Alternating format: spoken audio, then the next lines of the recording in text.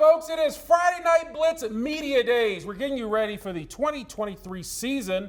And, of course, we shine the spotlight on the cue from Buchanan, which is the James River Knights. And joining right now the head coach of James River, coming up on his 5th year with James River. But overall, been at James River for 20 years, is, of course, Tim Jennings. Coach Jennings, thanks for being with us on Media Days, sir. Thank you for having us. Appreciate it. Well, I actually last year, finished 3-7. You got off to a good start, 2-1, but then things kind of fell away. A 4-game losing streak. You're on 6-7. Obviously, just your thoughts about last season. Of course, getting ready for this year. Well, we play in, arguably one of the toughest 2A districts. Definitely in this area, it's probably the only 2A district, but in the state. The Three Rivers district's always tough. More than half of our schedule last year went to the playoffs, so we're playing a playoff team every single week, and that's kind of the message we send to the guys is, you're in the playoffs once you get to the district schedule. We're young. We graduated a lot of experience last year. Going to be really young up front. A lot of youth, a lot of growth, but we're really excited. Our spring and summer workouts, it's been all youth. It's been freshmen and sophomores on a consistent basis, anywhere from 25 to 30 plus kids a day in the summer, 4 days a week. So, the future's bright. We just got to keep them coming out and, keep working to get better. Coach, while you've been there, you've had moderate success. You've gone to the playoffs and doing things like that. But looking at the players you have now, and they've kind of seen what it takes to be successful, what do you think is that key really to kind of get that thing rocking and rolling where you expect the program to be? We shot ourselves in the foot a couple of games last year, and it starts from the top down, myself included, coaching staff, and then the players as well. But, you got to get to the dance, and, so we're right there at the edge. Like I said, we got a lot of youth this year, kind of getting them to understand what's going to take us to take that next step. And a lot of that's been the consistency in the off season and the growth. Talking to the guys every single day about, all you do is you earn the next snap. You earn the next opportunity to get better. And so kind of doing that. And then continuing the youth to just kind of buy in. One of the things we've struggled with on our end of the county is rec football's kind of taken a nosedive. And so we're getting that back up. We used to run a rec camp for years. And so we started that back up last year. We had intentions to run it the COVID season. And obviously that fell through. Ran it last year, had 23 kids. We're running it tonight and tomorrow night, and we've got 55 kids signed up. Botetourt's running something very similar, much bigger numbers, but on the other end of the county. So trying to get it built up to where you're not reestablishing every 4 years, that it's just a continuous, like assembly line of youth football to the middle school and then to the high school. And I'm looking at your schedule. It's kind of interesting how everything's set up. You start off with 3 home games, which is kind of unique. And then, later on in the year, then you play 3 or 4 on the road, and you end your season with 2 or 3 on the road. So it's kind of, you have a bunch in the beginning, but then you're going to be on the road a lot, and your bye week's kind of in a nice spot. But overall, just your thoughts about, you mentioned, obviously you're playing a tough district, you got tough opponents. But that's a unique schedule in how you're kind of front loaded with home games. Well, on the back end, you're going to be on the road all the time. I can't take any credit or blame for it. Blame the AD. No, I would never. I've worn that hat, so I would never blame him. But no, we're in a unique situation. We've got 3 district schools who all have 6 home games this year. Not a one of us could work out the schedule to where we had 5 and 5. So there are 3, and the other 2 schools escape me now, but they're going to have to play 6 home games and 4 on the road. We always try to play a tough out-of-district schedule because of the district schedule that we play. You've always got Glenver and Radford, but Carroll's tough, Floyd's tough. Patrick County's coming into the district this year. They've been in our region for a couple of years. So Allegheny, had their best year in years last year, and they're bringing back a whole lot of experience. So our district is really tough. Obviously, there are schools that you would like to play at home to give you that much, more of either an advantage or, in some schools it's a fighting chance. But, that being said, we kind of like the way the schedule is, laid out. And we just, kind of go from there and take one game at a time. Now, Coach, what's interesting in our area, 12 coaching changes in our area, but 8 of the 12 coaches are first-time head football coaches. Now, you've been in that role before. You know what it's like to be a first-time head football coach, because there's a difference between the assistant role and the head coaching role.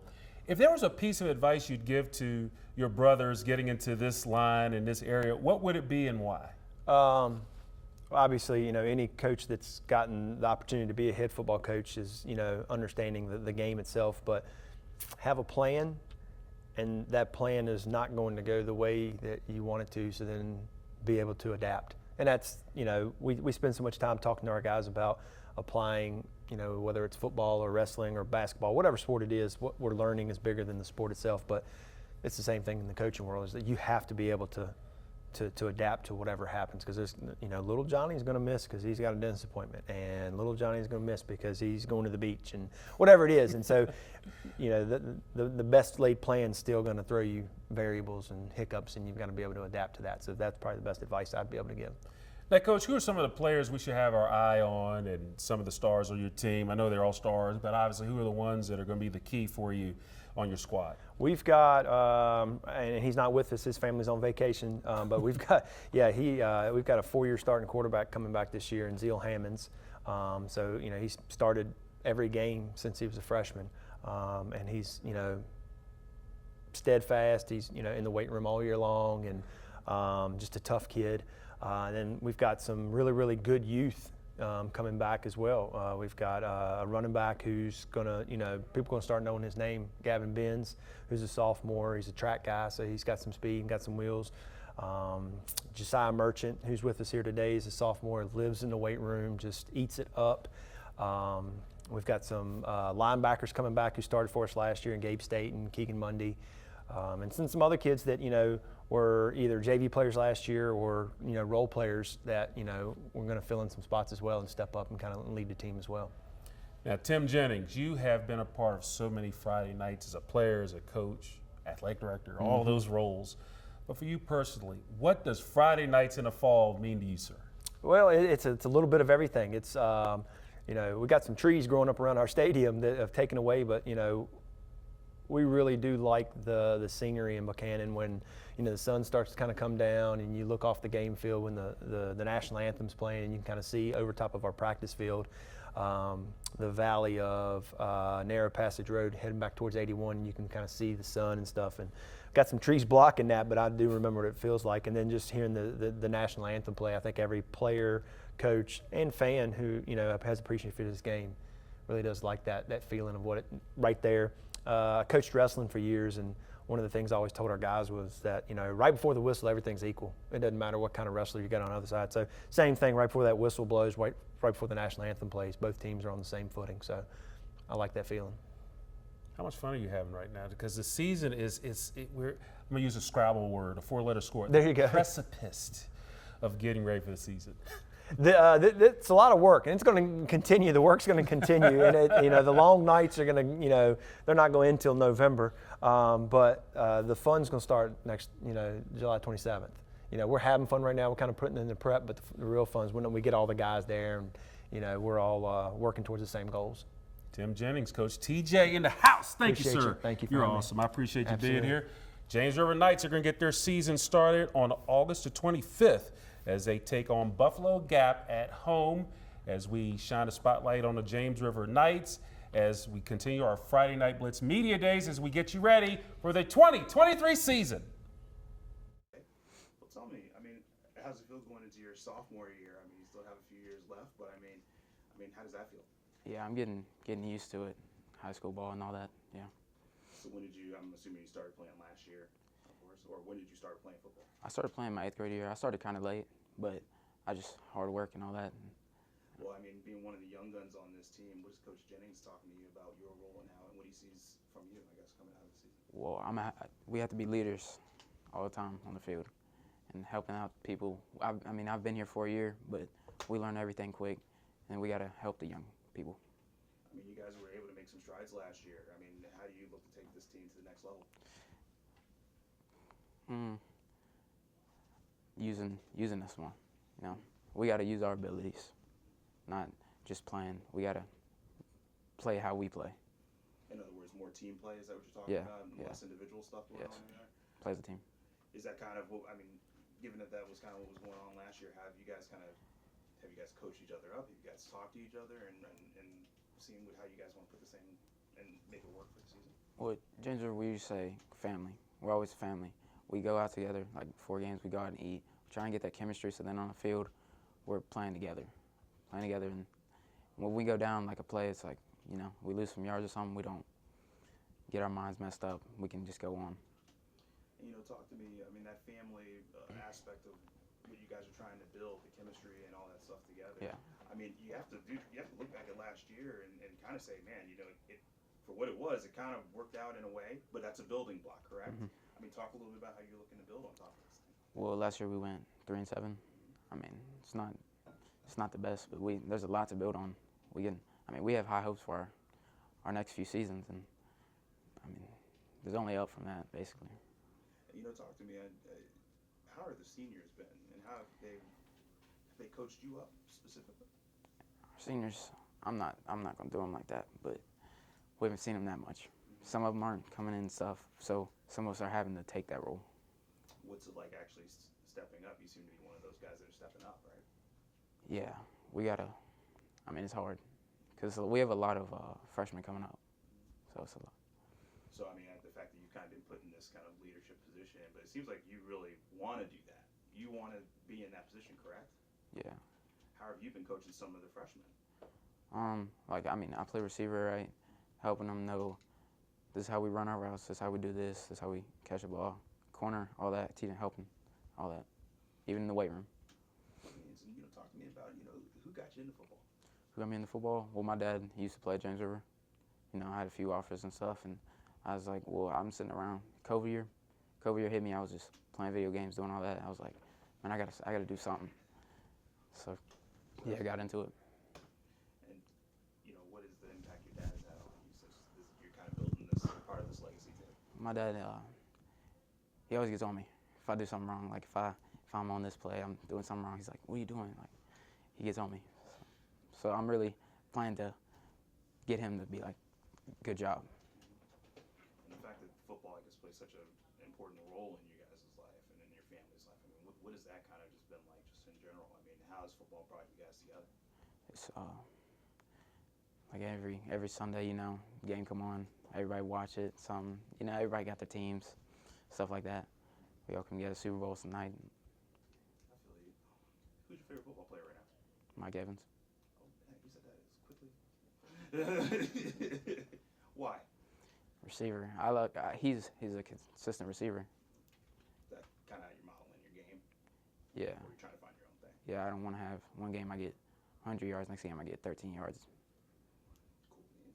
And what'd you do during the off season to kind of get you ready for this next season coming up? Work out every day. Yeah, hard workouts every day.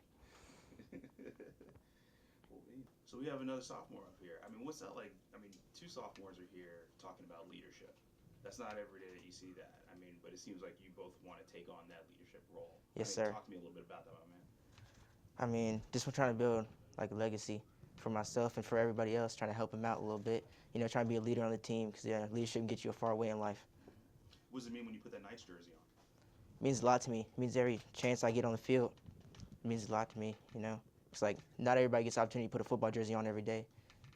So you don't take that for granted. No, sir.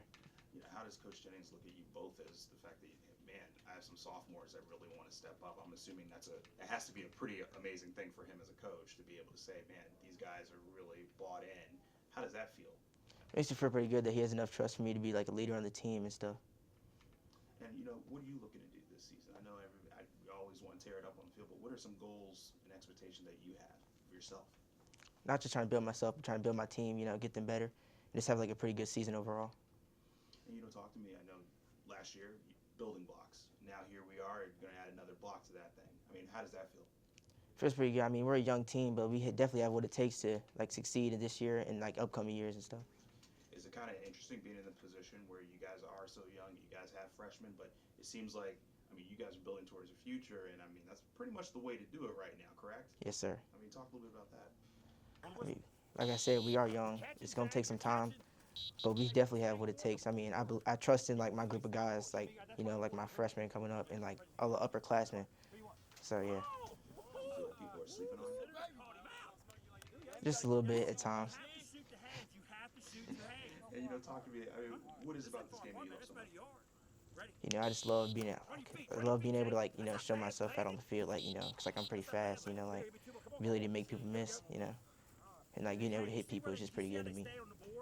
And, what are some of the philosophies that are kind of instilled in you guys right now? That kind of get you guys on the same page. I mean, we just need to like work as a team. Like little things matter. We need to work on the little things a lot, and then work on the big things because it'll like fall into place. If you work on the little things. Who got you into football? My dad did. Talk to me. I mean, how much of a role does he play for you, and especially in this football life? Plays a big role in my life because like ever since I was little, he's been like working with me on the field. He's been like coaching some of my rec football teams. Like he's just working with me. It's been a blessing, man. Awesome. And talk to me about this upcoming season. How are you guys? I guess we always talk about the fact that you guys are in the weight room, but mentally, Yes, how do sir. you guys kind of approach this next season, given the fact that you guys have such a young squad? I mean, we just gotta take it serious. We can't take anything for granted. We gotta like be focused, not just in the weight room, but like on the field. Do you feel like this is kind of a new era of Knights football? Yes, sir. Because like our team's kind of young. Cool beans. You can keep looking at Yeah, it you- though. But I was going to ask you, we were talking about this season, right? Yes, You sir. guys are really young. Do you feel like you have like a 3-year plan? Thinking about the future, like we can be this good after, after this year, we can be really even better after 2 years. I mean, what do you think the next 3 years holds for you guys? I think we have what it takes. I think we'll be pretty good the next upcoming year as long as we get in the weight room, keep putting in that work. So how big will this year be in terms of really setting that foundation for your next 2 years? I think we'll be pretty good because we have the talent that it takes to set the tone for this year, so that to build next year and the year after that. All right, that's all I have. And my last question is, how much fun are you just looking to kind of get out there and just start running around, start hitting? I mean, you guys get to lace it up in just a few weeks from now. I mean, how does that feel? I'm excited, man. I like that. Thanks. Cool beans. How solid. Appreciate it. Solid.